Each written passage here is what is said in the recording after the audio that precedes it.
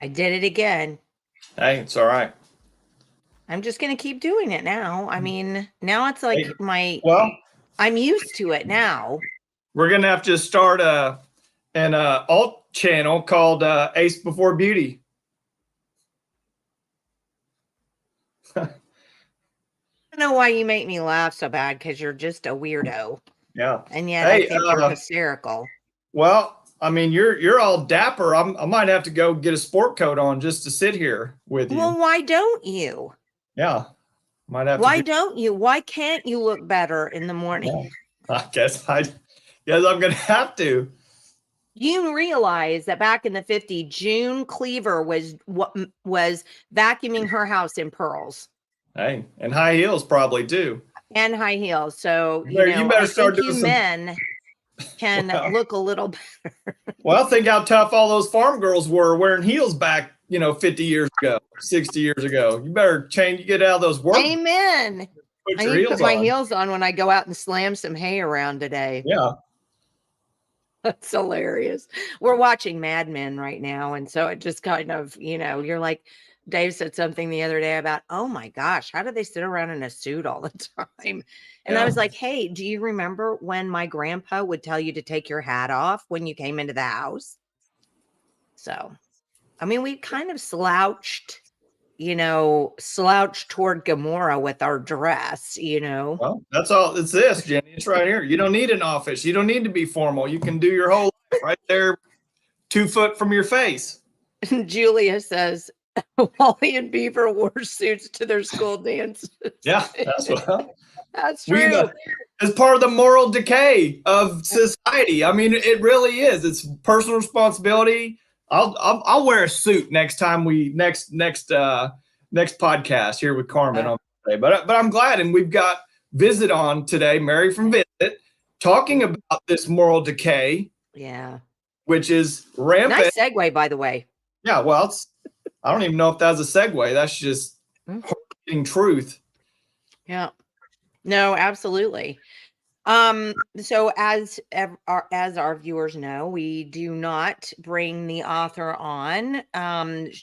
She likes to be anonymous right now, which I think is just fine. So we're going to go ahead and I'll bring her on, but we won't be able to see her. Good morning. She's a ghost. For all you know, I'm wearing heels and pearls. Hey, there we go. But I'm not. In fact, we're just going to say that you are. Okay. I feel a little more well-dressed already just for saying it. Well, not only that, your perspective is completely different on the world now, right? It actually is. I say it all the time out in public. I feel like we've lost some of our pride. Yeah. Well, it's funny because one time I made a comment, and I'm not joking about this. I made a comment about the fact that we didn't really dress up to go to church anymore, because when I was a kid, we went to church, and I've seen pictures of it up until I was about 7 or 8. You wore white gloves. Ooh.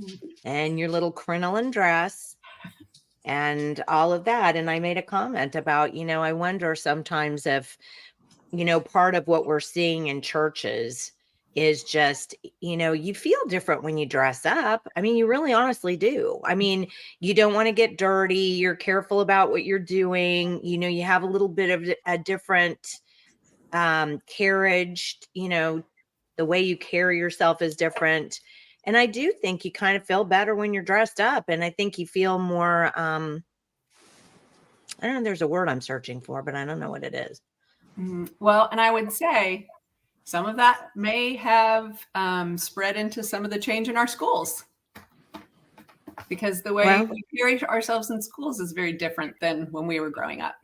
So across the board, that's Mandy is confident. That's correct. Yeah. Nice work, Mandy. That was what I was striving for, but it couldn't come up with because I'm apparently old. The hard drive's getting full. All right. So Mary, what are we going to talk about today? So today we're going to talk about a tough subject that also had some very uplifting moments in it. So hang with me. Right. We are going to talk about child sex abuse, just as sort of a warning to your listeners out there that this is a difficult topic. If it's not for you, we understand that. But I don't think it's any surprise to people that child sexual abuse in our generation has increased dramatically. Yeah. I think what is more recently a bit of a wake up is that we're seeing more prolific offenders who have many victims within our trusted institutions, like our churches, youth programs, and our schools. So today I'm going to focus on an area of our state that is particularly prolific in this area, and some shocking stories that sort of come together in what I call the Bermuda Triangle of child abuse. Super concerning, and I'm not going to say it's the only place in the state it's happening, but this seems to be where this publication has been led to focus right now. So I think it's important.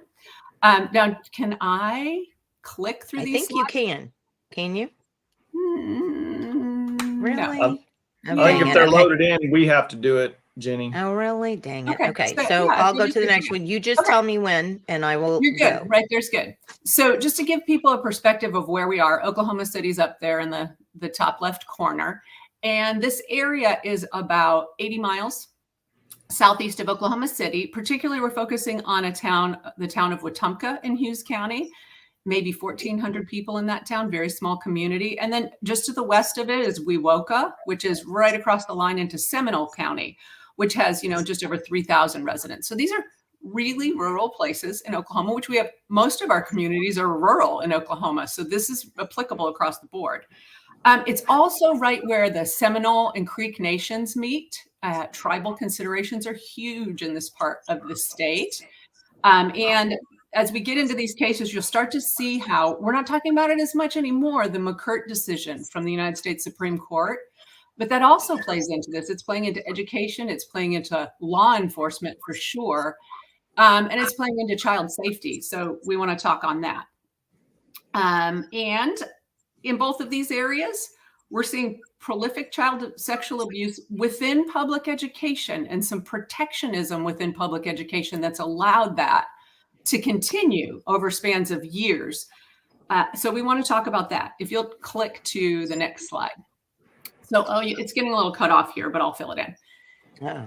So we came to this reporting at the V1SUT Vantage, and we're first sort of brought the attention of a superintendent, who her name's Donna McGee. She's the superintendent at Wetumka Public Schools, and her husband, Brent McGee, who has worked at Wetumka Public Schools for decades. He is from that community. And they both hold a lot of power and position. Now, this story also has a definite hero. So I want to bring that in. If you'll click to the next slide. And this man, his name is Casey Yoakum, is really how we came to this story. Someone in our state legislature brought this to my attention and said, this has been kicking around for a while and no one will touch this story and it needs to be told, and got me in touch with Casey Yoakum. Now, Casey Yoakum is former combat medic in the Army, former fireman, and he was abused by Brent McGee back at Noble Public Schools. The abuse started in the 1980s. So this is how far back we are going with this particular person. He repressed the abuse until he was in his 40s, which I will tell you is not uncommon. It's actually even more common, I learned from research, in boys who have been abused. Boys who've been abused are far less likely to disclose their abuse, child sexual abuse. But some things happened in Casey's life. I've had the privilege in telling his story of interviewing him multiple times. This is a pretty complicated story. Some things happened in his life when he was in his 40s, and it all came flooding back. Not by his choice, it was there. You can go back to the publication and read his story in depth. It's fascinating. But he was someone that once that came to light, he couldn't not act. He entered counseling, processed the abuse really thoroughly, and then he took action. So if you'll click to the next slide. What happened with Casey Yoakum is that he really came to understand this trauma bond that happens between abusers and the child that they abuse. And this bond often goes into adulthood, where that abuser is checking back in, staying as part of their life, acting like a support. And it's a huge strategy in keeping the abuse silent and allowing it to go generation after generation with new children that come along.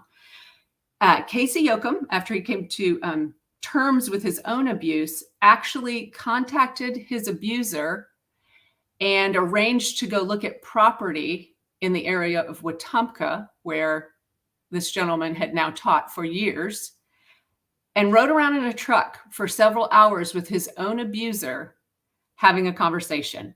And he recorded that conversation. Yeah, I'm not sure it's going to play on. It's not going to play on that. So that's actually just a clip from the story. So we're not going to play. Oh, okay. Okay. Because I was actually on the website trying to figure that out. Okay. Yeah. No, that's actually a clip directly out of the story at the V1SUT Vantage. So you can click over and read all of the details on this. But the conversation moves into about a 30-minute portion where Casey Yoakum confronts Brent McGee, who was still teaching and coaching at the time, about the abuse. And he confronts him in detail, in graphic detail about it. And Brent McGee confesses to the abuse. So I'm going to tell you, as a journalist, normally you're extremely careful about someone's been accused of something.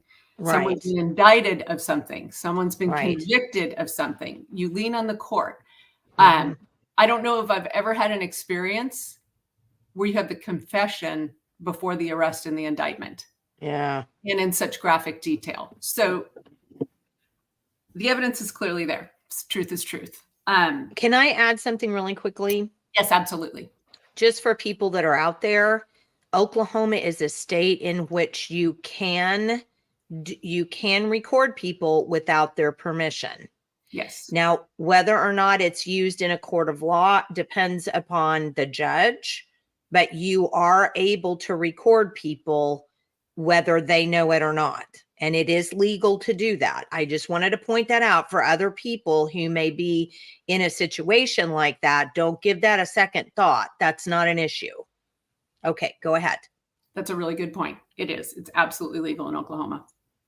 So Casey Yoakum, and I will tell you this conversation, it was very difficult at first to hear. They were riding around in a diesel truck, and any of you that understand what a diesel engine sounds like, there was background noise, there were all kinds of things. So I felt it really important to painstakingly transcribe this conversation, which had not been done, and to bring it back to Casey Yoakum, who's the victim in this case, to verify every word in this to make sure that we got it correct. Right. The recording that's actually embedded in the article at the V1SUT Vantage has that background noise removed. So it still sounds a little funny, but it's much more audible now to be able to hear. I just want to make sure you understand why it might sound a little funny. They actually did digitally take out. So Casey Yoakum takes this recording to the FBI, and the FBI sees it as absolute evidence. Oh, okay, good. Okay. So, and we'll get to that. We'll get to where the investigation lies. But if you'll click to the next slide, yes. The thing about this conversation, and I do encourage everyone to go listen to it. If you don't understand how a serial predator works and how they have, every one of them has an MO, a modus operandi, by which they attract their victims and they select them, by which they groom them and sometimes their family to gain the trust, by which they manipulate and hold them hostage and keep them within the abuse for years. And if you're not familiar with that, you should listen to this recording. It's chilling, because now we have a grown man in his 40s who is the victim now. And this dynamic is still very much there in the conversation. It involves all kinds of flattery, all kinds of excuses. There's the soft blaming of the victim. There's all the things that I've done for you. He invokes God in prayer. You start to really understand how someone who could be trusted with children ends up damaging so many lives. But the thing that really came to pass which go ahead and go back to that other one for a second, if you would. The thing that this really revealed, this particular prolific offender, his MO. Casey Yoakum knew a lot of names, and a lot of research went into this. There were many interviews behind this story to verify what he was saying was correct. And it turns out that he's an incredibly credible interview. He had details from back 30 years ago with this abuse that we were able to get in touch with people who were in the scene at the time at Noble schools. And they verified things down to the detail that were amazing to me. So I need people to know he's a very credible witness in this. And he knew many, many, many names. Able to, well, and I don't think was it the FBI or the OSBI? We're at the point now where they're both involved. Okay. So some of the things this man did, these were all vulnerable boys. And I'll talk to you about the roles that he played in the school that will really lead us into how this happens in schools. All very vulnerable boys. Some of them just lost their father to accidents or cancer. Some of them never had a father figure. All of them really had very few financial resources. These boys were often moved into the McGee home with himself and his wife, who's the superintendent of the schools, provided cars, money, clothes, and jobs. And I'll tell you more about that. Used involvement with these boys to build false community trust. So this is citizen one that everyone in town trusted. And you can see at the bottom of this particular slide is him showing being out and taking kids from the school to these different events and having them out of town, and someone just praising him for being involved in the lives of youth in their community. He also had unique code names for different expected sexual acts, so that as a coach, I'm sorry, I said this could be traumatic to some. As a coach, he could call them out in public, and they would know that these are things that were owed. It is horrifying, and no one else knew. So they can manipulate in plain sight of parents, and no one knows by giving these nicknames. And talk of God and prayer was huge. So yeah, I warned you, Jenny. I know, ick. Well, and I read the article, but I mean, it's just like, yuck. So on to the next slide, if you would. So Yoakum did provide this to the FBI. And the investigation began. And this is where the McGirt decision comes in. So for those not familiar with the McGirt decision, I think most people are, but Eastern Oklahoma is in a bit of a crisis as far as the enforcement of the law and safety of children right now. Back in 2020, the United States Supreme Court heard a case that involved a man named McGirt, and he was a prolific child sex offender. He was serving 2 500-year sentences. But one of the tribes took that on as the case that they would press to show that the conviction should have never happened. McGirt was on tribal land. These are tribal people. Local law enforcement and state law enforcement have no jurisdiction. And if you know anything about Eastern Oklahoma, there aren't drawn real boundaries between what is tribal land, what is not at statehood. Many believe legally that was sort of given up. This is land that's been bought and sold through generations. So it's really impossible to identify this. But the decision cut out local and state law enforcement from going after offenders. And for a while, even victims who were of any percentage of Native American heritage. So it left this gaping question mark about how do we protect all citizens of Native American heritage. And if you're in towns where everyone's living together, how do we enforce the law equitably, safely? It's just been an interesting puzzle, to say the least. So in this particular case, the FBI at the time, in the fallout of the McGirt decision, really felt like the statute of limitations did not apply to Casey Yoakum. So we have a law in this state about child sexual abuse, and a victim has until the age of 45 to bring that forward to law enforcement. As irony would have it, Casey Yoakum was 45 when he came to this process, and this abuse came back up from being so repressed. So the FBI thought that that was off, that the federal government still had the right on this land in eastern Oklahoma to pursue things outside of that state law. And they did. They pushed into this investigation. There was evidence of crime. And on August 9th, they visited Wetumka Public Schools. 4 agents went to Wetumka Public Schools. They actually instructed that Brent McGee should step down immediately. And he did that, at least in face. He did that. He stepped down. And we'll cover that here in a little bit. But then there was some confusion. There were cases that the state put before the Supreme Court to try to clarify McGirt, and things changed a bit. The FBI said, we've got to put this on hold until all of this is fleshed out. No. Okay. Do you see? I'm going with child safety and law enforcement and the fallout of the McGirt decision. Yeah. So on October 20th, Casey Yoakum took matters into his own hands. And this was an extraordinary post. It's not still out there. Facebook has taken it down. But he did a live event on Facebook. He very bravely disclosed his abuse in a way that took just a warrior's strength. And he then played the recording of himself and his abuser on Facebook. When he did that, more victims came forward. And you can see this is a particular post that he did following the live broadcast, where he gets out to the Wewoka, which is just east of Wetumka Indian Community Center, knowing that there's some kids of Native American heritage that are likely involved in this, that are victims. And he is pressing for people to come forward. And it worked. People came forward to law enforcement. Now we had the FBI, the OSBI, and some local law enforcement involved in the investigation. And it leaves the question, how did this happen for decades? So we had victims in this case now coming forward, at least one that's older than Casey Yoakum, and many younger leading up to the present day. Stop. Okay. One that's older even. Yes. People.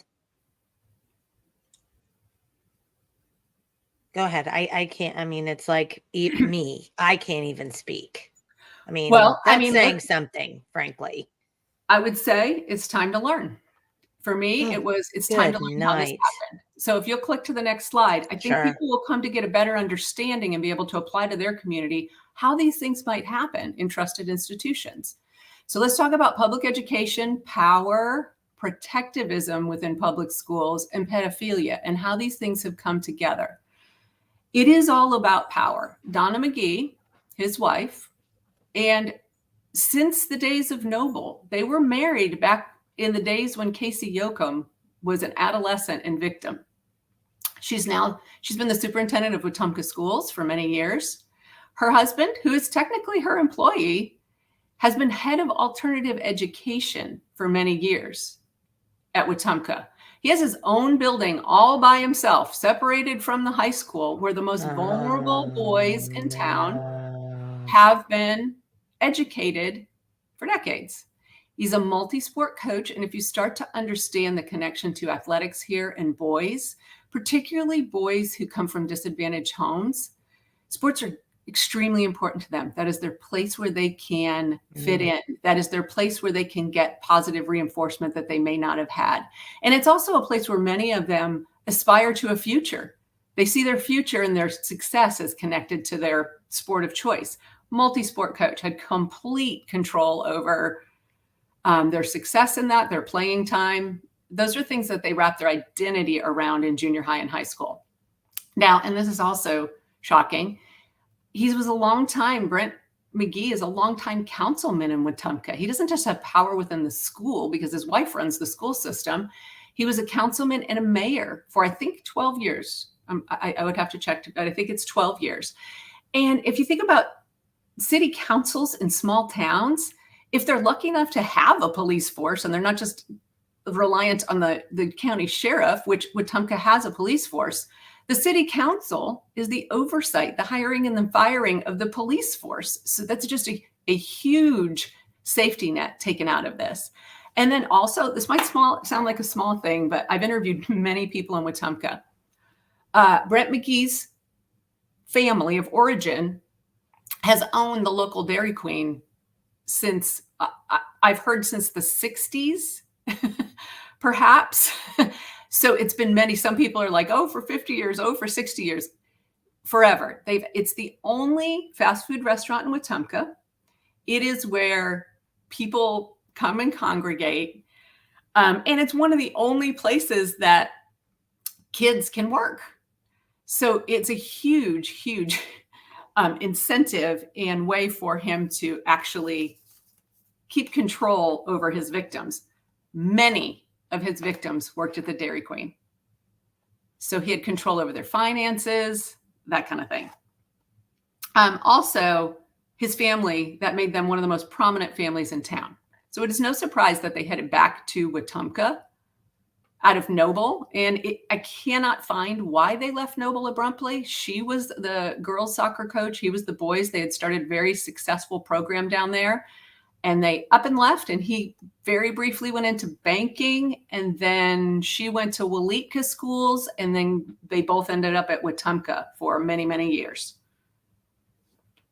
So he was actually citizen one in this town. There's really even Wetumka, their most famous annual event is their Sucker Day Festival.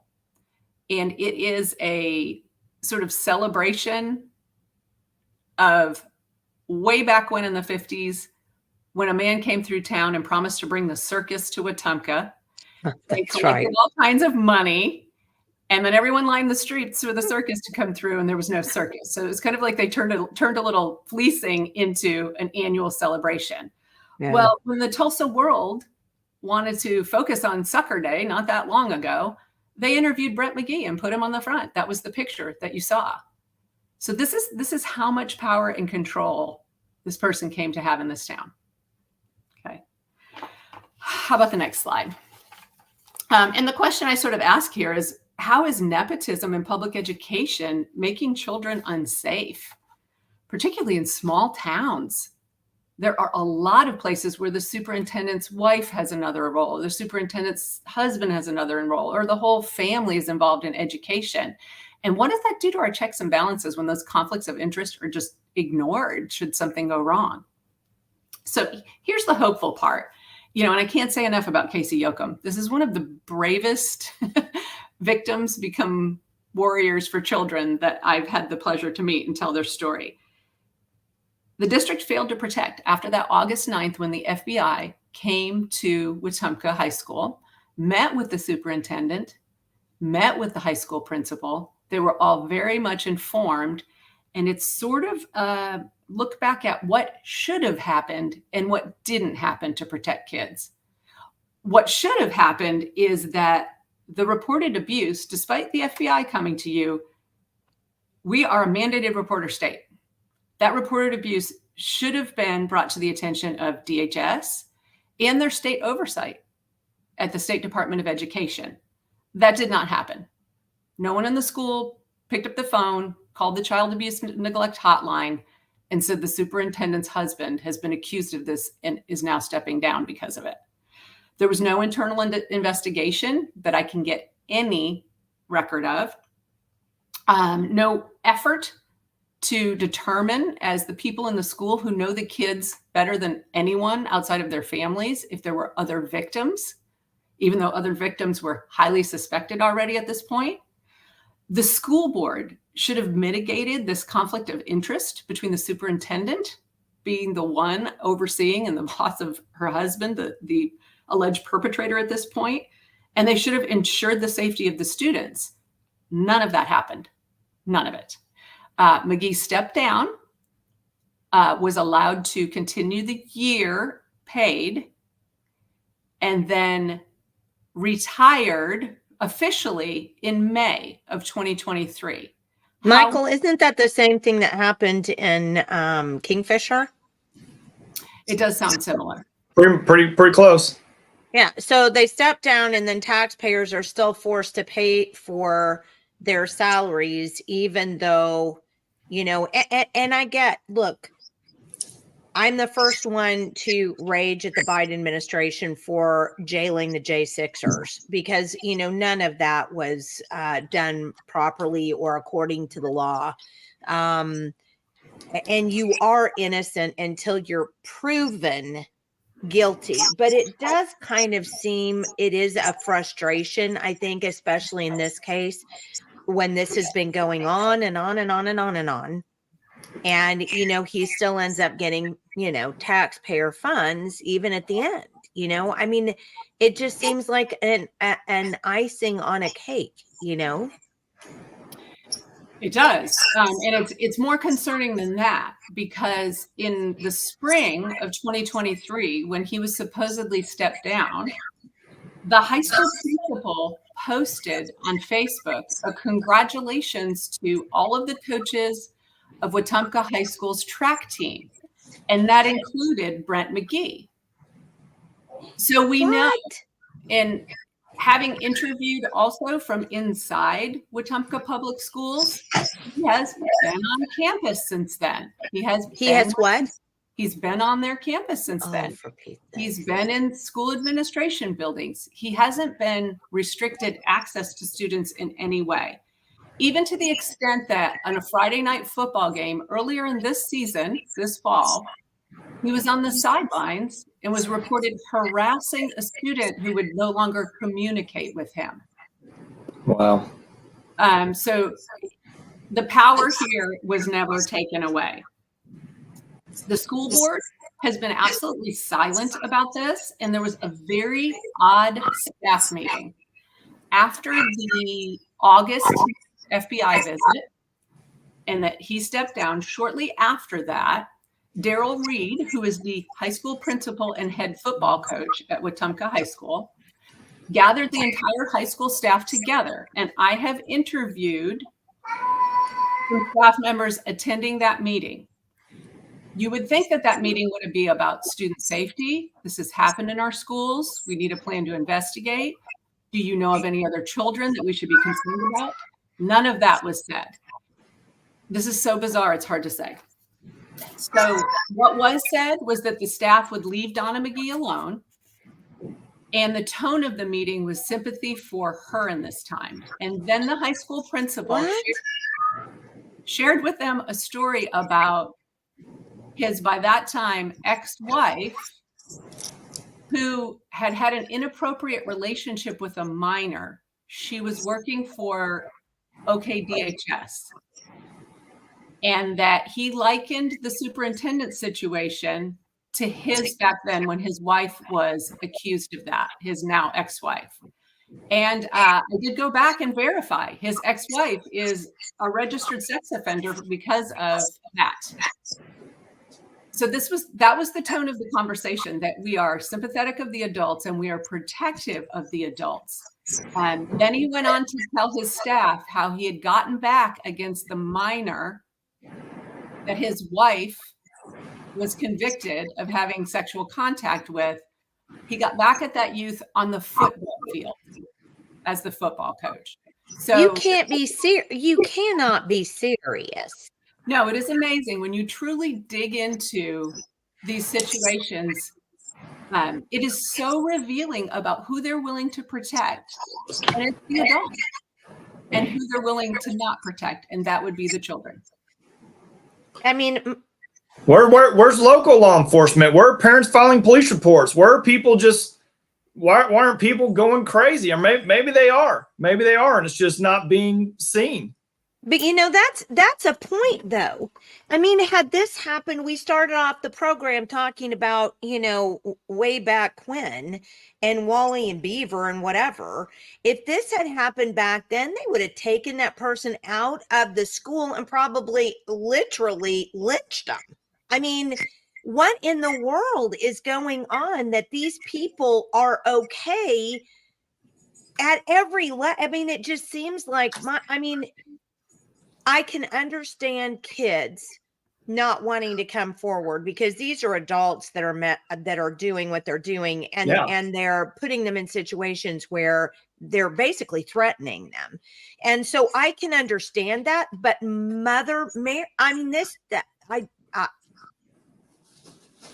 It is difficult to get your head around. I think in these situations, when you start to really examine where the power and control is, and you look at this couple had control not just over the school system, but over the entire town and the police force. Yeah. You are a family with few resources. That is very difficult to fight. And I think there's another factor at play here.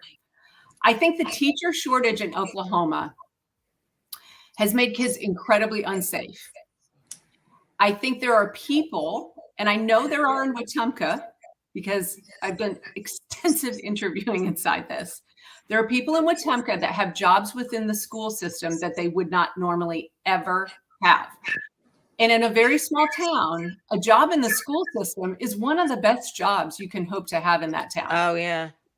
So this here in Luther, they literally preach, you know, the school is the center of this town. We are the biggest employer, and which of course they are. I mean, but that's exactly what it is. So it wouldn't matter what the school said. Most of the people are like, oh, yes. Oh. Exactly. So there are cases in this community where, say, a young couple, both of them work at the school because they've been befriended by this couple that's in charge of the town. They are not qualified for the jobs they're being paid to do. They're getting better. And I know I will never say teachers are overpaid. You have to put this in context. The context here is that in Wetumka, a teacher's salary is one of the better salaries you can hope to have. Sure. So there's a lot to be lost in this for people. And the courage to stand up for children, unfortunately, fades when these people are in power, and the people who are working within the school system have a lot to lose. Yeah. Well, let me just dovetail on that. And you know, I've said this multiple times, Jenny, where are the child predators going to be? They're going to be where the kids are in the schools. And why not get some cush job to where you're protected by the unions and all these other legal organizations and OSSBA and the whole 9 yards. All these people are protected in the giant good old boys club of abusing children, basically, in my opinion. I think that is such a key point.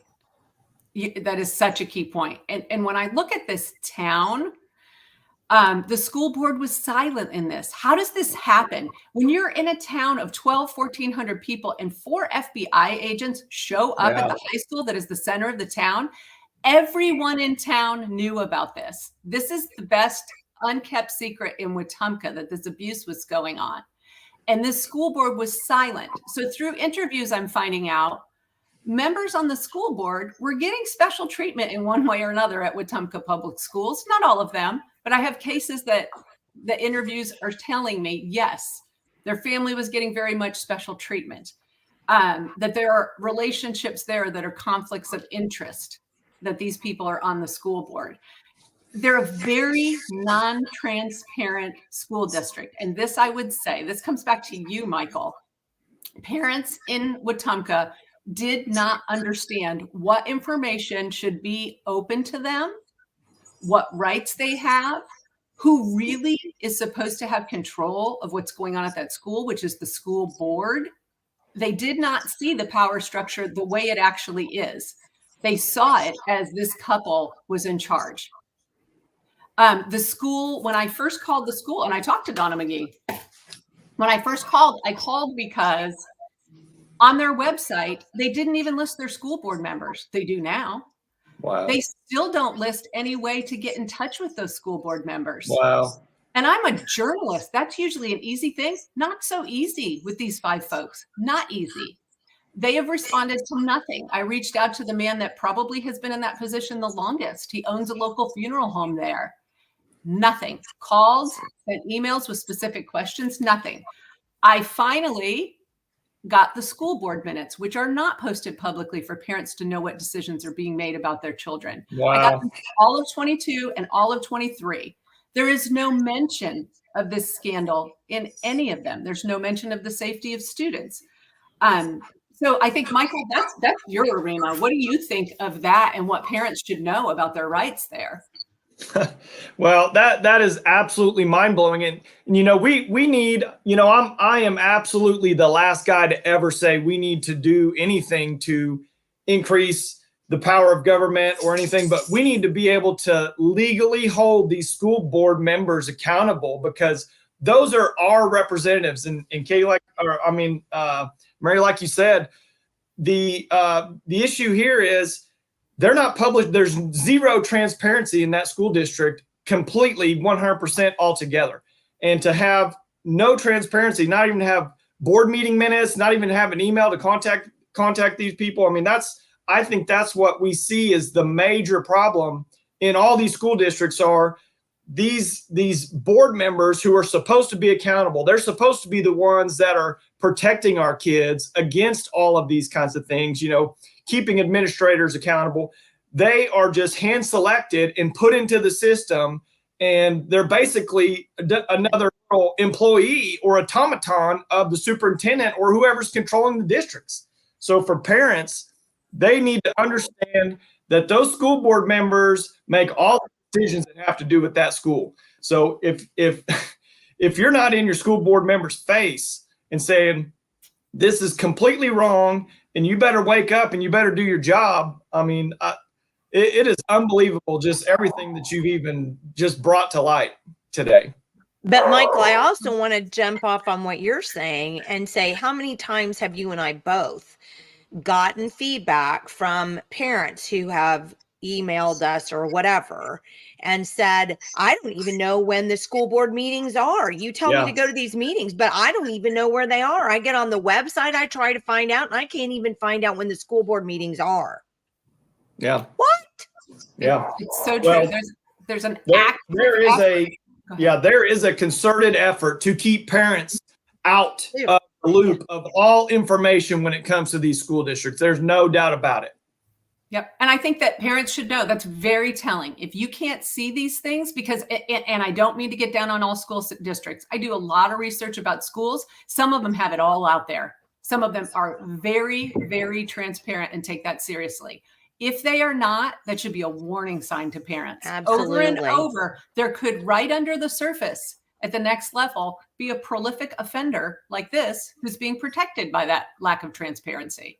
So yes, I appreciate that. So let me go on and just to say, because he was still having access to kids, Casey Yoakum has not given up. He's been on this for years and is making this happen.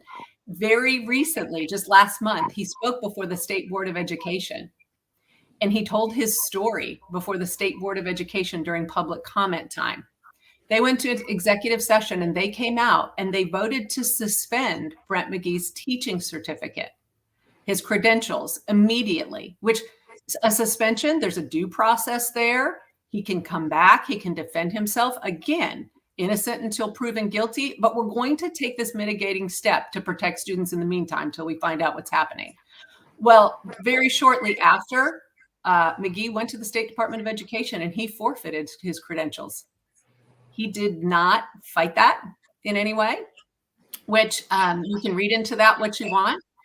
And most recently, at the last Wetumka School Board meeting, the school board took the recommendation of Superintendent Donna McGee to retain new legal counsel through the Center for Education Law. They have lawyered up. So I don't think transparency is going to get any better during this investigation. Okay, stop. Let's make this very clear. Okay. Who pays the bill for that attorney? The people of Wetumka.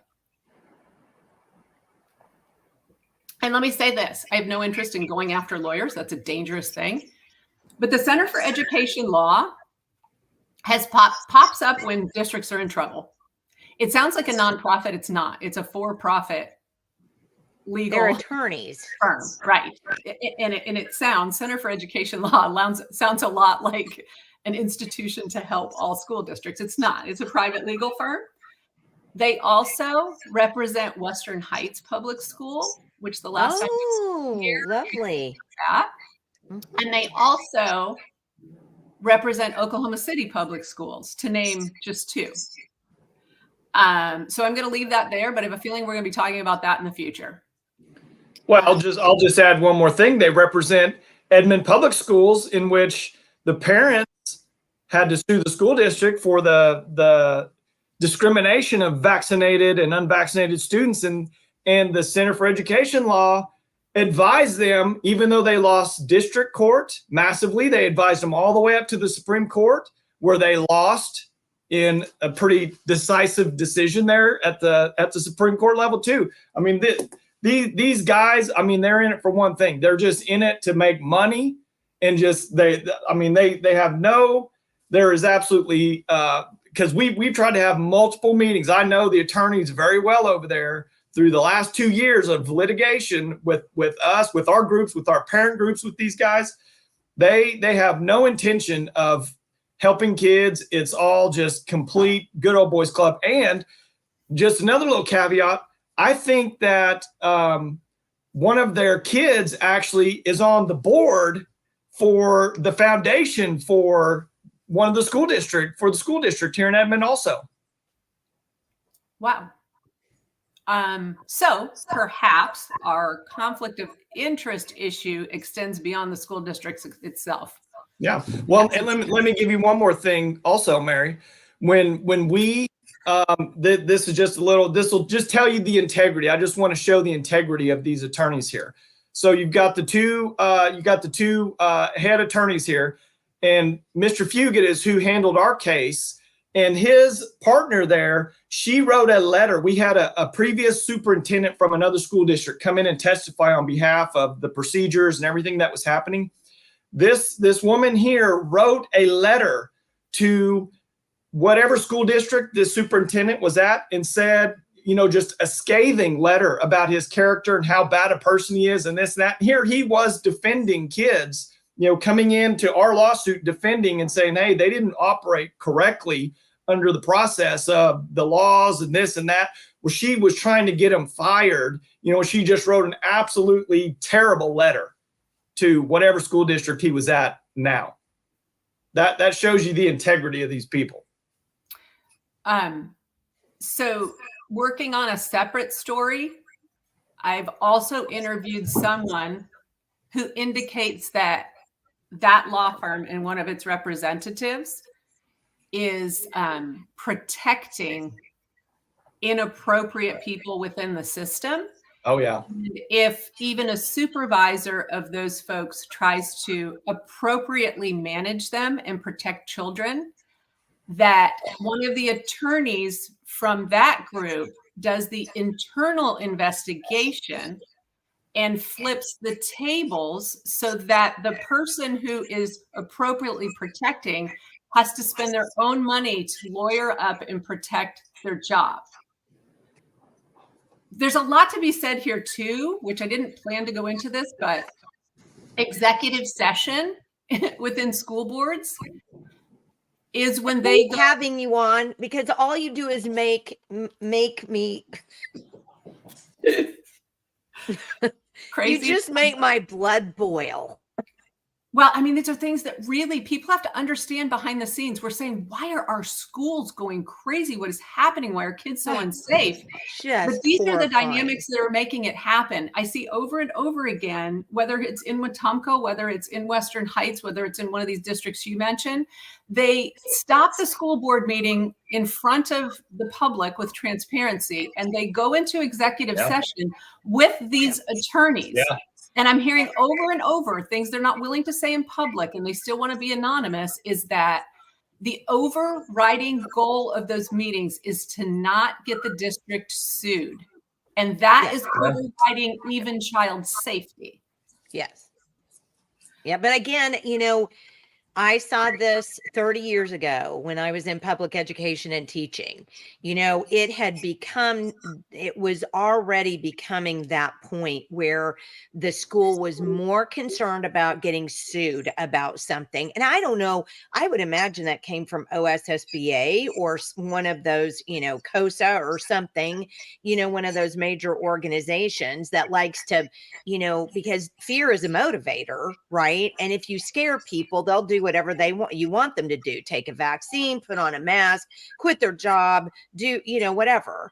And, they motivate these people out of fear. Well, you're going to get sued. Well, okay. Apparently there are plenty of people that are willing to come, these attorneys that are willing to come, stand up for them. So I cry, crap on that. That's not, okay. Keep going though, so that I can get even madder at you before we finish. All right. Well, this is the uplifting part. We're going to bring Jenny back. As far as the investigation into Brent McGee, and now I would say Donna McGee, there are now 4 active agencies collaborating. Okay, good. They will not talk about the investigation. I have interviewed around it, so I do know this, that the FBI is involved, the OSBI is involved. There's a local, not the town police, but the county level law enforcement is involved, and now part of Light Horse Police, which is the tribal police force, are involved. So this is a bright spot. This case is eventually coming to a place where people are protecting kids. There are many victims. I can't talk about all of that, but there are many victims, and it would not surprise me at all if there aren't many more after. Casey Yoakum is at the bottom of every one of our articles about this. There's sort of a support group of men helping the younger men in this come forward and unload this and seek justice and move on with their lives in a much healthier way. So that part of it is... Well, that is great. I mean, that is a very good thing, because some people, especially guys, but some women as well, turn to drugs over this. They don't know how to handle it. It becomes a real psychological, all-consuming problem that they don't feel like they can get away from. So yes, absolutely. What a hero is Casey Yoakum for doing, helping these other people and making sure that these people are getting help in a healthy way, like you said. So that is good. It is good. And he would tell you in other interviews that I've done around this, and Wetumka would tell you, they very much believe that 2 of these men who were victims back in their adolescence of this person are now gone. They're no longer with us due to alcohol-related causes. So you're exactly right. No. This is a life destroyer, and boys are so much less likely to disclose that it is, the soul cancer from within. But that is happening. So if you'll go to the next slide, in journalism, you start digging into one thing and another rock. Yeah, I don't know anything about that. Or something else happens. So as this is sort of going out of the timeline, this would be sort of before Casey Yoakum started to do what he's doing. But on October 23rd, we then published another article that basically the mayor's race in Wetumka a few years ago, it was a now convicted pedophile running against incumbent Brent McGee, who is now a confessed pedophile. And it was very interesting because it was a literal turf war between these men. The man on the left is James Jackson, and this has been covered. There's some outlets in Oklahoma that did a really thorough job of covering the James Jackson case. He came to town in 2017 from Illinois. He and his wife, who was a pharmacist, and immediately clashed with the people that have control of Wetumka, which includes the McGees. And it was a literal sort of turf war over everything. And the city council flipped, and this man, James Jackson, became mayor. And in this story, there's another amazing hero, a young woman named Autumn that the Jacksons had gotten guardianship over in Illinois. She was at one point a custody of the state, and they got guardianship over her, and she was incredibly abused by both of these people. You can read about the story online, and she became our hero in this case. This couple had as many as 200 victims, and she is the one that put them both in jail. I've had the privilege of talking to her, and she is the embodiment of someone who's been through a lot and still looks out for other people. She's just an exceptional human being. If you go to the next slide, I'll tell you just a few minutes about this one. You got the next slide? Sorry, There. I'm sorry. Pardon me. That's okay. I Hey, got who it. did it? Oh, Michael did it. Okay, sorry. I did. This is James and Rebecca Jackson. James now is currently serving 15 years for crimes, sex crimes, including against children and bestiality. He became the mayor of Wetumka briefly. His Rebecca was a pharmacist, and she got on the city council. The people in the town told me one particular interview that they think these people will be able to come in and fake people out and take power so quickly because everyone in the town was, sort of quote, so sick of Brent McGee running everything. So this sort of strange power imbalance can just be sort of gifted to somebody else. But Rebecca, who actively participated in the abuse and provided the drugs, she was the pharmacist by which victims were drugged. She got a 4-year sentence here in Oklahoma, and she's already out. She only served 18 months. So this sort of says 200 plus potential victims. It is so important for victims to come forward because there's no way to get the kind of sentences with our justice system as it is without multiple victims. James Jackson is still in prison on a 15-year sentence, which seems very light compared to once you read the details about this case. So there's a lot of child abuse going on. If you'll go to the next one, next slide, please. Then I found out later, as I dug in more and more, this man had a huge history. There were all kinds of police records about him in Fulton, Illinois. I've talked to the investigators there. The law enforcement in Wetumka was concerned about him from before he moved there. He called the town leadership to ask about different buildings and things, and they were instantly protective, not wanting him to come there, and contacted Fulton police. There was a victim who gave police reports that I got my hands on. She was a sex slave of this couple, that they completely locked down her life and abused her for years.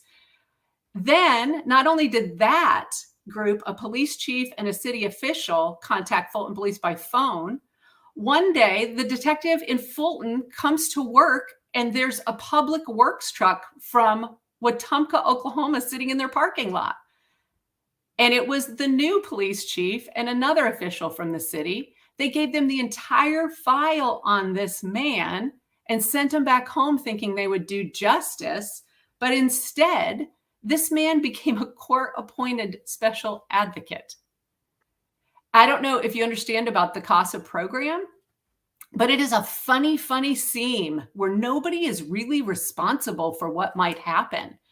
So a CASA stands up in court and advocates for the best interest of a state custody child. In complicated cases, which a lot of them are, the court will appoint a CASA, and they're trained by the CASA organization, which has a national level, it has a state level, and then there are 19 local levels. Every one of those entities is a separate nonprofit. They are legally disconnected. So the public would think there's this huge network of safety there. There's not. These people don't answer to OKDHS. They are appointed by the court. This nonprofit, once I found out that this man had access, unsupervised access, a CASA can go get these children, talk to them privately. They're trained to really get to know these children so that they can stand up and represent the child's best interest.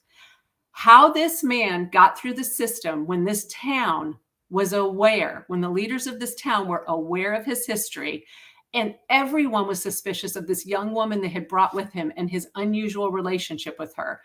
She turns out to be the hero of the story, but they let him do it anyway. And I was befuddled by how this could have happened. Ultimately, the Ada CASA is the one who oversaw his training to get into this program and presented him to the court, and he was sworn in, and they did assign him at least one case. We don't know how many before he was arrested on other charges, but they will not give information. I got back a cut, wouldn't talk to me on the phone. I got back a cut and paste of these are the background checks that we ran on him. And that's an entirely different conversation about, are these background checks for teachers, for people like this, for roles like this, for youth programs, for church youth ministers?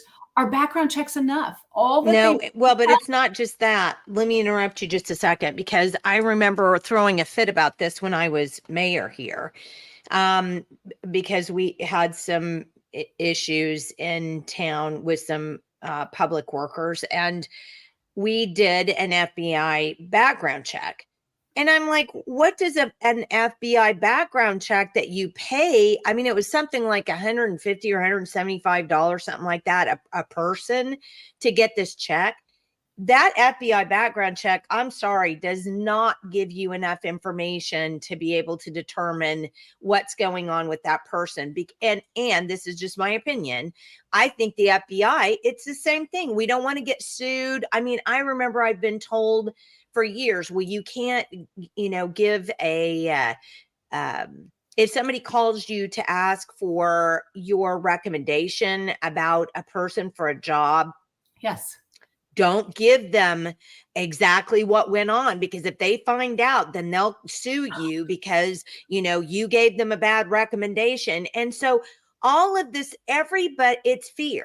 I mean, and if the devil is the complete agitator of fear, and I just feel like that's what we're all under, is this cloud of fear. Everybody operates there. I don't want to get sued. I don't want to get sued.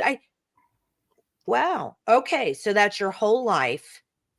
I don't want to get sued. I don't care if this person has a bad record, and I just, move them on because I don't want to be the one to say, XYZ bad about this person. This is ridiculous. I mean, it's gotten to the point where it's just flat ridiculous. We are protecting the wrong people. We're not protecting kids here. Like you said earlier, we're protecting all of the adults, and it's all on this, all from under this cloud of, I'll get sued. I cry BS. We've got to quit this. It has to stop. It does. And it always seems to be the most vulnerable children that get hurt again by this. So I will say Oklahoma CASA, so the state level organization, again, a completely separate nonprofit, they're not going to take responsibility for what's happened here with James Jackson having access to state custody kids. But and they don't have to, because it's a state doing, that's the other thing that Michael and I have talked about with numerous guests over and over and over. Gabe Woolley is a big one that pops right into my mind from Tulsa, who's a teacher. The nonprofits that we're dealing with, Merit is another one, a vendor, that we're putting together with these tax credits. We're doing business with nonprofits and vendors that have no liability to the taxpayer at all. Yes. They could do whatever they want. And we could just sit here going, chewing our nails. It doesn't matter. There is no accountability when the state is not involved in the process, because that's what state tax dollars provide, is accountability. You are, that money is taken from you by the state. You have a right to know where it goes and how it's used. But not if they're paying a nonprofit, not if they're paying a third party vendor. It's true. And I think what parents need to understand is that those third parties, those nonprofits, they have full access to kids. There are programs within schools where they have full access to kids at the same level that the child's teacher would. They're completely running after school programs in some instances. So we need to look at, there's a lot of grant money flowing, that is tax dollar grant money, that's supporting those things. And now what are we doing to ensure safety? In the case of Oklahoma CASA, Oklahoma CASA on their website says that they require multiple letters of recommendation to supplement the background check. And it says something about to ensure the good character of these people that become court-appointed special advocates.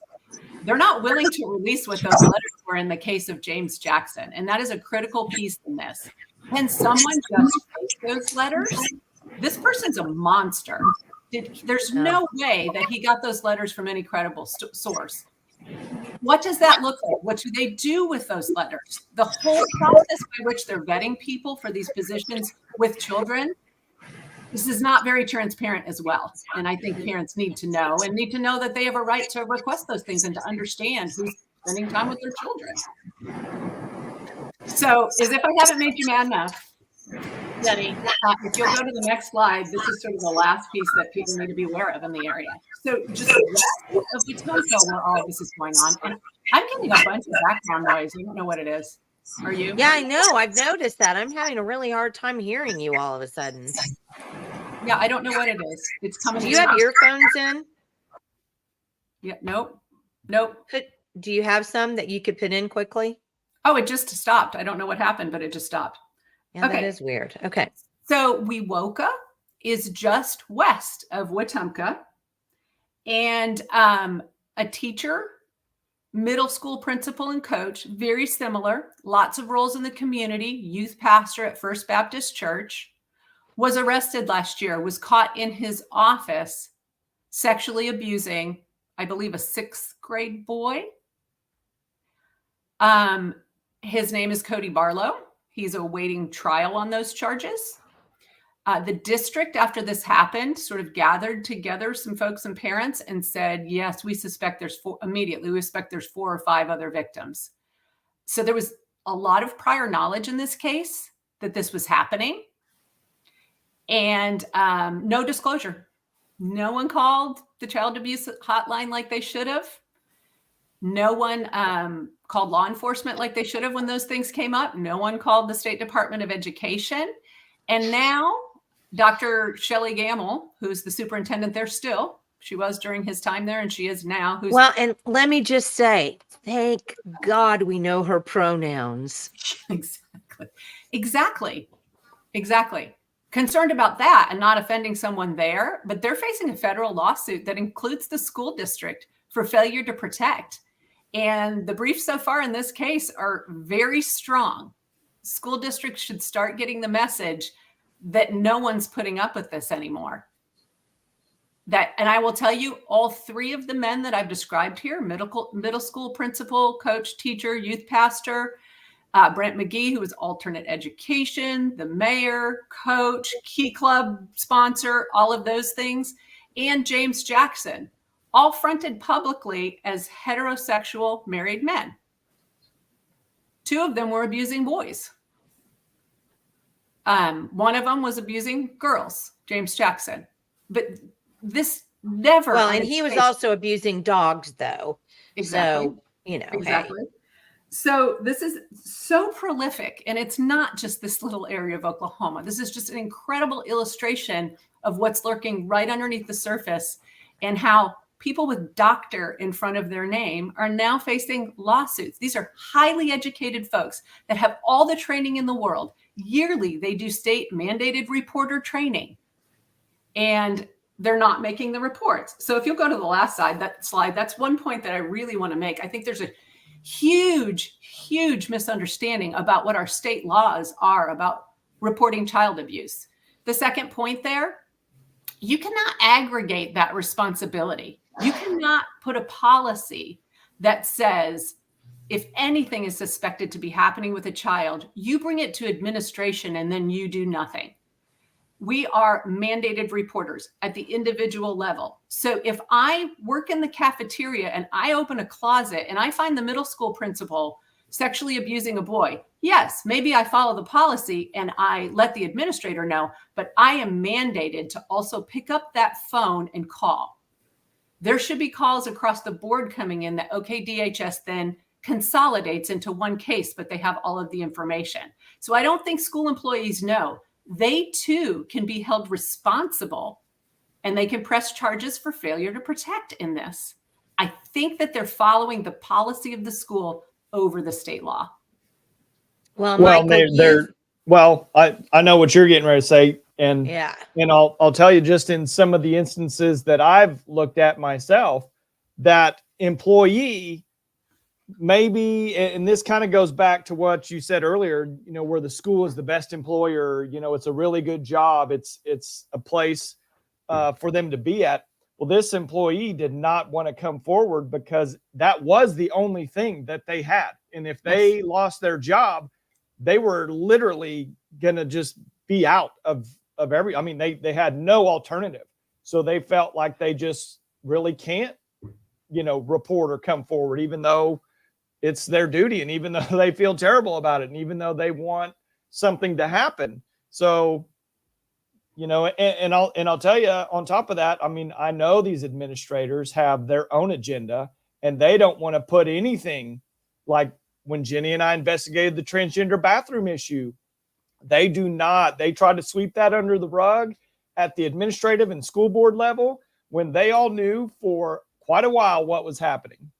Well, and then she lied, and then, actively lie about it. That's the other thing. I mean, On but video. what I was trying to say is that you, Michael, have been aware for a long time and have been speaking about it for a long time, that administrators just flat are not doing their job. I mean, they're just not, and school boards are hiding this. I mean, it's just. But I think, Jenni, goes back to their training. They're all subservient to the OSSBA and COSA and all these organizations, maybe even the teachers union. Organizations. They're all subservient to those. And you have just a handful of people that do speak up or say something. They're, completely ignored, except from, maybe a journalist like Visit or us or someone else. But, for the main part of it, it's just like it's a huge good old boys club. I mean, it really is. Mm-hmm. It's interesting. And the nepotism in public education, that is something that stands out over and over, story after story in this area. Yeah. It's really, really dangerous to have relatives, romantically connected people, conflicts of interest in positions that decide what child abuse is acknowledged and what child abuse is not. Yeah.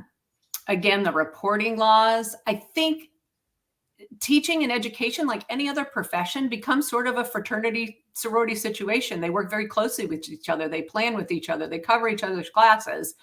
And I think that's an issue. I think it also causes sometimes a failure to recognize pedophiles and understanding, like Michael said before, a prolific pedophile will structure their entire life and their profession solely to have access to children and power over children. And for some reason in schools and sometimes in churches, we don't recognize grooming from within. We just don't. And we turn a blind eye when we see an inappropriate touch. A child says something that we probably should look into further, but we trust that person they're talking about. So I think that's definitely happening. Background checks are proving to be, it's only an indicator that someone hasn't been convicted of a felony in that area. And these That's it. That's all it does. Prolific offenders. I want to share a little something with you, because this ties into about, there's such a hesitance to acknowledge the sexual abuse of boys. And there's a specialist, her name's Dr. Kelly Palfrey, and she's a psychologist, but she writes extensively, and her specialty is boys and child sexual abuse. She cited this study in something I read about preferential prolific offenders. And those are the ones that literally craft their entire life on being able to abuse. That there was a survey, and they talked to a whole bunch of these offenders who are not incarcerated. So you kind of have to get your head around that they're not in jail, but they're talking to someone in this survey about what they do. Were they previously in jail? I don't know. But on average, they have 150 victims in this survey in their lifetime. Each one has 150 victims. So you think about each person. Yes. Yes. Her name's Kelly Palfrey, and she has a website. I encourage you to go look at it. It is horrible. Well, if boys are much less likely to speak out, abusers of boys can get away with it for a lifetime. Between the tactics that they use and the social pressure for boys to never to disclose, and their ability to push forward and push this down, which is, a survival tactic, they can go on forever. They can go on forever and never be caught. And they most often do, if the statistics are correct. And then again, how is her name spelled? Because there's a Kelly Palfrey, but it's art. And I was going to put the link in here. Palfy. Oh, okay. but a very interesting website that digs into how prolific this is and how many of our men walking around in America are damaged by this. Casey Yoakum shared extensively. And if you go watch if you go listen to the video and watch him give his testimony in front of the State Board of Education, he talks about really difficult years in his young 20s and very self-destructive things were going on and things he had to go through, and how he does not want these other men, young men who have been recent victims, to suffer that. He wants them to come forward, seek justice, and heal. But it rarely happens. And then again, we talked about legal advice really not being about child safety when it comes to legal advice to public schools. You all gave some really great input about that. Well, and I'll tell you what's scary, and I have personal knowledge of this because it happened within my own family. A prior sex offender from another school district moved into a district where my brother was, and my brother's 10, 11 years younger than I am. Well, this sex offender, was a football coach, and got within the program, and he started his own kind of after school, after football, off season, workout with the boys. Well, he got these boys over to a, facility that was, that he arranged, and he wound up sexually abusing a lot of these boys. And my dad just said, hey, something is wrong with this situation. There's no way that this should happen. And I'll tell you, and he pulled my brother completely out. Nothing happened to my brother, but several of my brother's friends, this all happened to them. It took them years, 5, 6, 7 years to come forward. And the bad part of the whole deal was the community was more, they took the school district side, the coaches side, and they vilified some of these boys, some of these initial boys that came out.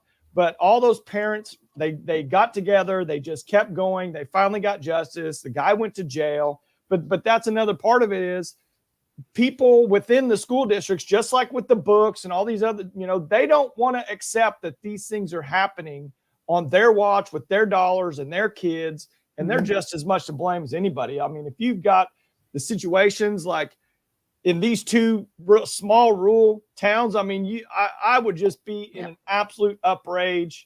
And Julia's right. Where are the DAs? Where's law enforcement? Where's local law enforcement? Where's the sheriff? Where are these, protectors? Where's our protectors, legally? Where are they at?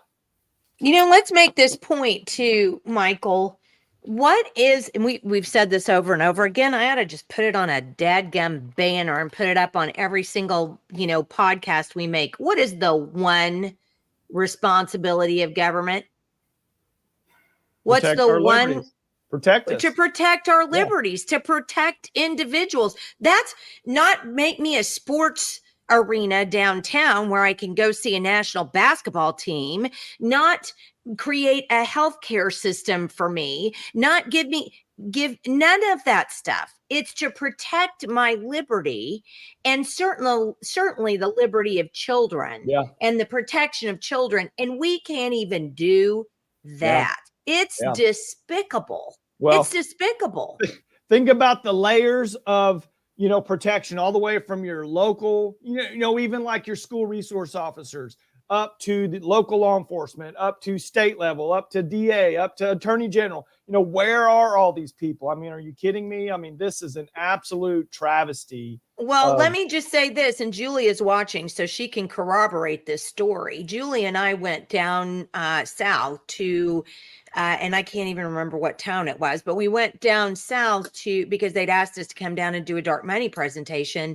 And so we went down there, and one of the things that they talked about at this Republican group before we even started speaking about dark money was how mad the DA and the county sheriff was about the Batts's documentary about the Woolley family who had their grandson removed from them, and DHS still has their grandson, even though it's been made perfectly clear that the Woolies had nothing to do with the death of his brother, and they won't return him. And that particular Republican group showed that the Batts' documentary at a gathering they had. Mhm. And instead of saying, oh my gosh, what can we do to help fix this situation? All we heard were complaints and griping about, well, we're not all like that. And we're not, and I can't believe people do that. And blah. And it's just like, we have given attorneys and law enforcement so much power that the majority of them at this point in time feel like they deserve it, and you have no ability to question their authority or what they do.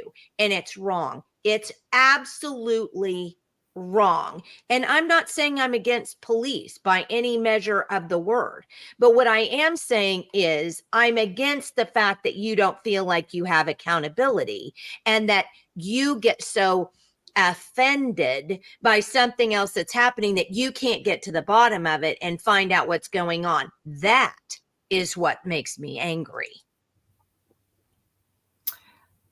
I agree.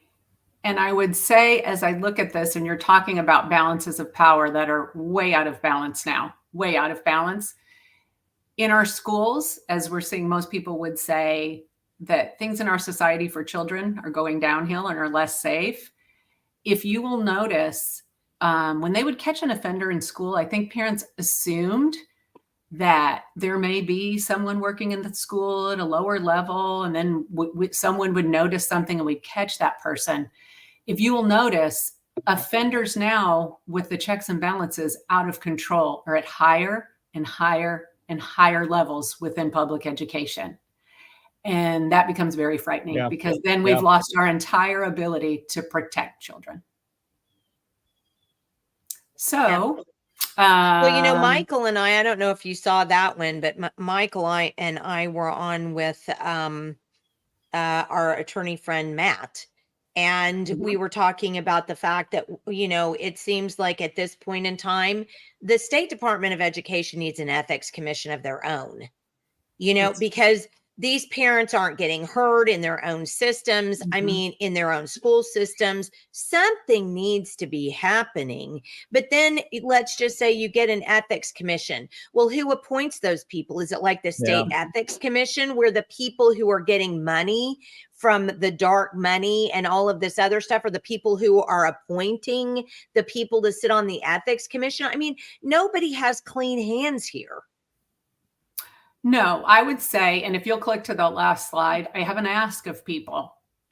I feel like this particular story is very important. And there are 3 different stories in this that are up on the website. If you will go to those stories and share those stories, I think that people need to see what it shockingly looks like when that balance of power shifts, and how unsafe kids are. And it's rare. Usually as a journalist, someone gets arrested and you get onto the story. Rarely do we have an opportunity to walk through as this thing is happening real time.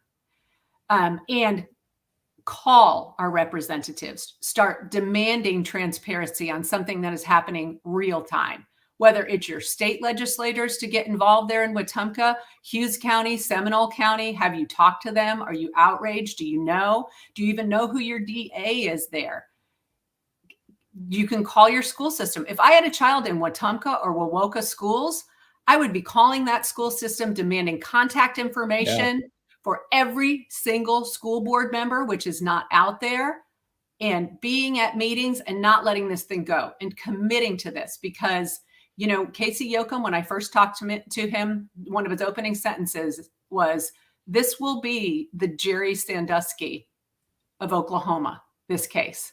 And at first you go, okay, as a journalist, you're skeptical and you have to prove everything and you have to interview around it and you have to make sure this person is credible. I'm with him now. This is a big, big case that will show so many of the flaws that are pervasive across the state. I think it's a chance for huge improvement if people will share it. Yeah. Well, and just to reiterate, Mary, I've said it multiple times. Jenny and I talk about it all the time. It comes down to taking responsibility. We have to take responsibility. We have to put the ball in our court. We're the ones that's going to have to be loud. We can't depend on these administrators. We can't depend on another teacher, someone else, or whatever, or the sheriff or the DA. We're going to have to do it. We're going to have to get loud. And that's what happened with the guy in my brother's case. The parents just would not go away. They kept getting louder and louder. I mean, we know that, the wheels of justice are not necessarily tilted, in our favor. But if we don't keep pursuing it, then they are going to get away with it, and it's just going to continue unless we take responsibility ourselves. Well, and I can tell you, as far as those who hold the power to make change here, they play to the squeakiest wheel. Yeah. I actually get indirect messages saying, "Hey, how many hits are you getting on that story?" Which means, do we need to address this today, or can this wait till next week? So when constituents are on it, they are emailing constantly, they're calling constantly, they're worried about their communities, they're well informed. That kind of pressure goes a long way. And the law enforcement involved in this on the local level, not Wetumka police. One of the chiefs of police who actually had the whole file on James Jackson, and he still somehow became a CASA in the area. He moved to another town and was indicted for selling meth. So that didn't go too well. But at the county level, they're doing a phenomenal job. They believe in the letter of the law. So this is good to know. If one level, and now the OSBI is involved, the FBI has been involved from the beginning. These agencies are coordinated. And now most recently, tribal law enforcement is jumping in, and they should. These are many of their children. So this is one of those cases with sustained pressure that we could make kids a lot more safe. Well, we need to set some examples somewhere. That's for sure. Yep, a big win. We need to say this is not going to be okay in Oklahoma education going forward, period. Well, exactly. And I think I'll follow up, kind of end it off by saying what we say all the time. We all get so frustrated by people who say, well, I voted for president. Well, okay, sure. That's great. You voted for president. Do you know that your local school board election makes more difference than the president to what you're actually doing in a day? We can't get people to understand that local politics are what affects you and your family the most. That means your city council meeting. That means your school board meeting. That means your county commissioners meeting. All of these, we have this rampantly enormous government, and yet nobody wants to watch over it because they're like, well, I can't go to all of these meetings. I just went to, I'm going to ping them because they were awesome. I just was asked to speak at Sepulpa Liberty Ladies meeting on Monday. And those ladies have this down. They have these little groups, and one group will go to school board meetings. Another group goes to city council meetings. Another group goes to their county commissioner's office. And then they all get back together and they talk about what they found, and they, so that they know what's going on. That's the way to do it. I mean, you don't have to just sit there in despair and go, I don't know, it's too much. Well, quit it. Pull up your big girl panties and move on. I mean, find a group. Or make a group. Find a group, get in with a group in your county, even if it's your Republican, county people, get involved with them and start doing something like that where you guys actually are following these different organizations. And another one that's good about that is Dana Mooney out in Canadian County with Canadian County Moms for Liberty. That group does the same thing.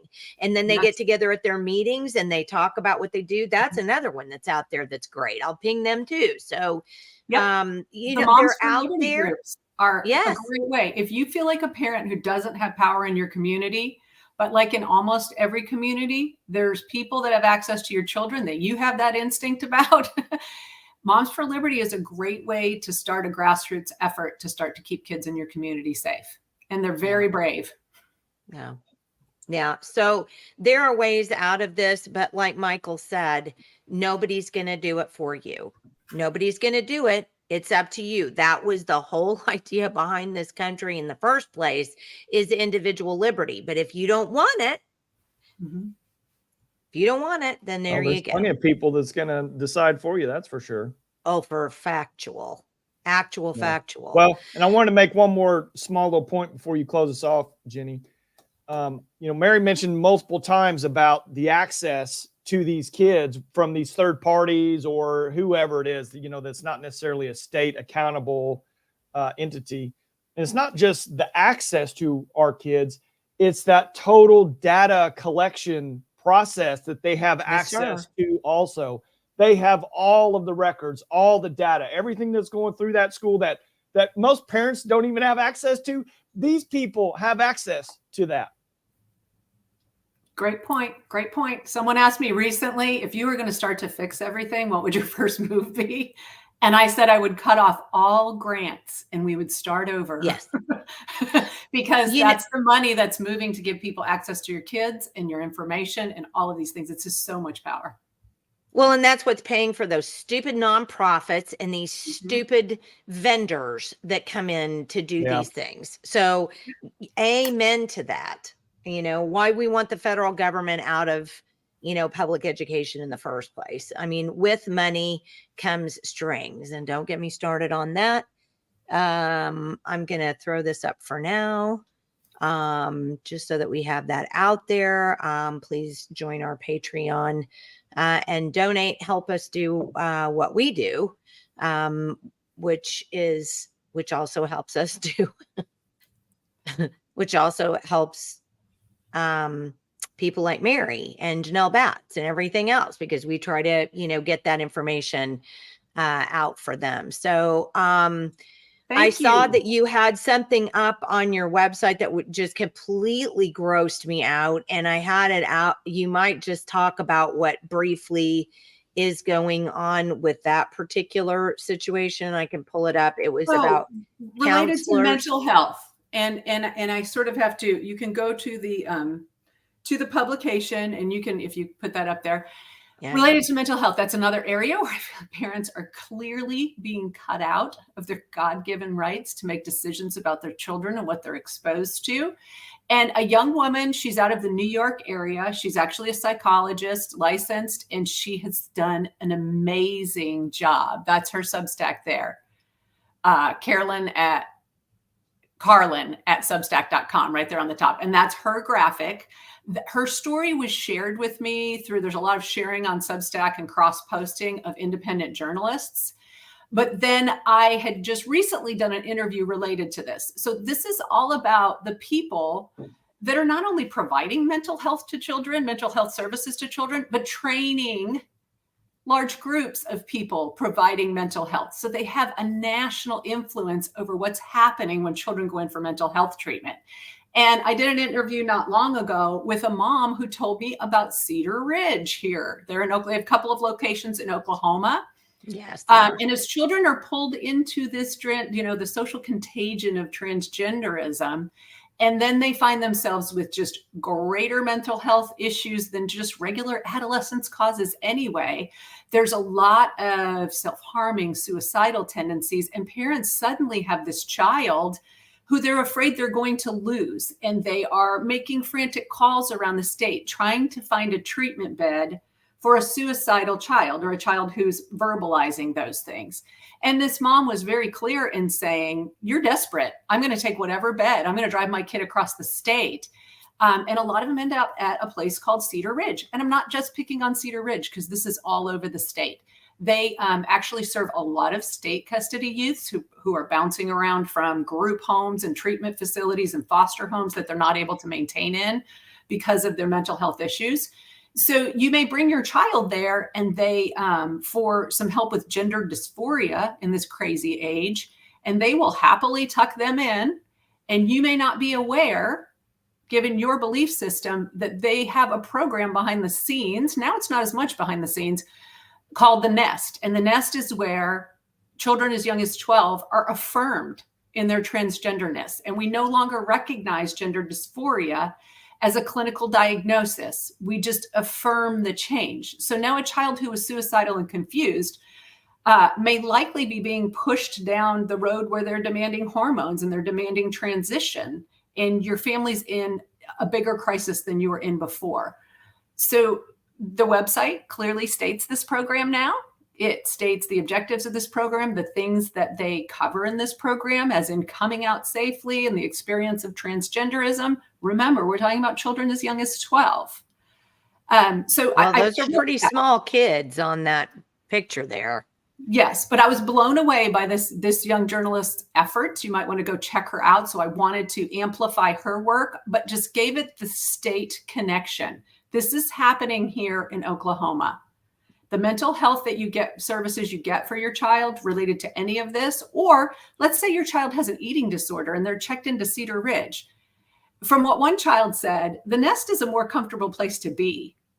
They affirm you. It's very warm and cozy. You get special privileges. Your child, who may be anorexic, might end up in the nest and be confused about their gender by the time they walk out of inpatient treatment. The other issue that people need to be aware of, you may have a difficult time getting your child out of inpatient mental health treatment if you do not align with this growing religion of transgenderism. And you've got to see our interview with TSS Smith, which is on our Rumble page or on our Facebook page or on our YouTube page. You need to go look at that, because that's exactly what she talks about, because it happened to them. Yep. So that's just another area we need to be aware. Same conversation. Who's working with our kids? How did we vet them? And how do we know they're safe? Yeah.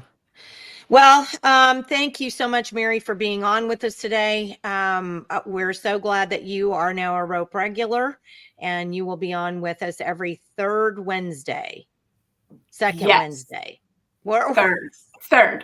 Third. And thank you so much for that opportunity just to amplify these important issues. I appreciate what you all do so much. No, thank you. Thank you for taking the time to go out and do all the research that you're doing on this. It's absolutely invaluable, because even though what you're saying, people can poo-poo, it's pretty hard when you have the evidence out there to do that. So again, it's real journalism, Jenny. I mean, that's what we would expect from real journalists, is exactly this, the truth. Yeah. Well, we will stay on this case in Hughes County, and we'll be back with more as we move into the next phase. All right. Well, on Friday, we're going to have Carmen Greider on with us, another rope regular. She's going to be on every third Friday.